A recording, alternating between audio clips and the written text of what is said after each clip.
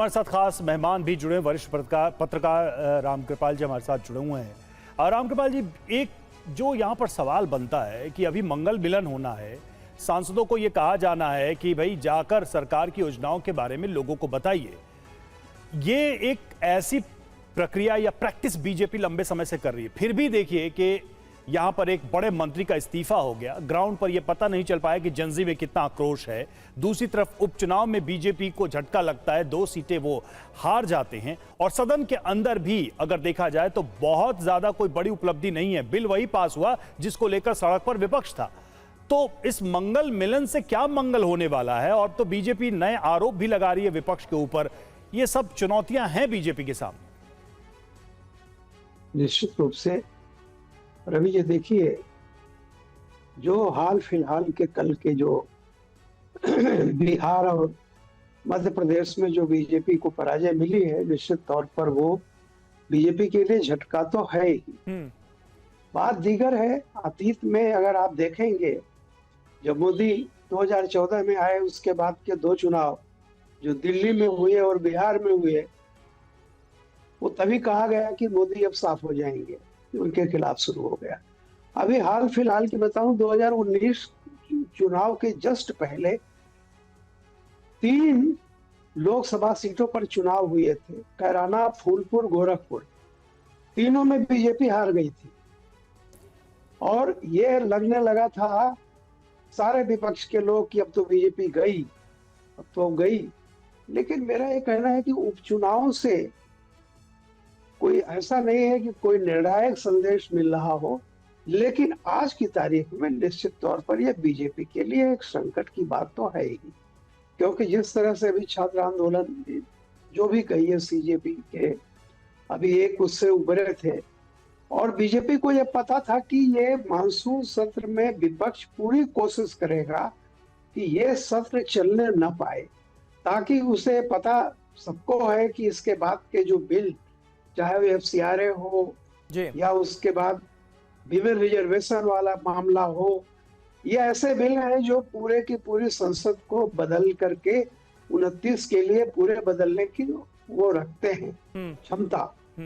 तो अब सवाल इस बात का है कि ऐसा तो नहीं है कि बीजेपी को पता नहीं था कि विपक्ष ये करेगा, लेकिन जिस तरह से मुझे लगता है कि विपक्ष कुछ चीजों में कामयाब हो रहा है, ये हल्ला गुल्ला करने में नहीं चल रहा है, मुझे लगता है संसद को चलाना चाहिए किसी भी तरह से, और देश के सामने ये स्पष्ट होना चाहिए कि कौन क्या कर रहा है। ठीक है सर। अमित शाह से अब जवाब मांगा जा रहा है, गृह मंत्री से जवाब मांगा जा रहा है, उनकी चुप्पी पर सवाल उठाए जा रहे हैं, और ऐसा लग रहा है कि आज भी इस मुद्दे को लेकर ऑपोजिशन के जो तेवर हैं वो तल्ख रहने वाले हैं। पूरी तैयारी नजर आ रही है, बीजेपी की, एनडीए की अपनी तैयारियां होंगी। और इस बीच देखिए क्या हो रहा है, कांग्रेस गृह मंत्री के जवाब की मांग पर अड़ गई है। बीएससी की मीटिंग में कांग्रेस की सरकार से मांग, छात्रों पर एक्शन को लेकर जवाब दें खुद गृह मंत्री अमित शाह। चंदा चोरी पर भी संसद में चर्चा हो। सूत्रों के हवाले से यह बड़ी खबर सामने आ रही है, यानी 2 बड़े मुद्दे यहां निकलकर सामने आ रहे हैं। एक तो छात्रों के खिलाफ जो एक्शन हुआ, जो लाठीचार्ज हुआ, उस पर जवाब मांगा जा रहा है, और दूसरा बड़ा मुद्दा अयोध्या राम मंदिर में चंदा चोरी का लगातार उठाया जा रहा है। चढ़ावा चोरी का मुद्दा उठाया जा रहा है, और इसमें समाजवादी पार्टी के सांसद बढ़ चढ़कर हिस्सा लेते हुए नजर आ रहे हैं। तो छात्रों पर जो एक्शन हुआ उसको लेकर जवाब मांगा जा रहा है गृह मंत्री अमित शाह से। उनकी गैर मौजूदगी पर सदन के भीतर सवाल उठाए जा रहे हैं, और दूसरी तरफ चढ़ावा चोरी के मुद्दे पर ऑपोजिशन एकजुट होकर आवाज उठाने की कर रहा है कोशिश। ये तस्वीरें आपको दिखा रहे हैं, देखिए किस तरह से बैनर पोस्टर लेकर तमाम विपक्षी सांसद खड़े नजर आ रहे हैं। कुमार विक्रांत हमारे सहयोगी इस वक्त हमारे साथ मौजूद हैं।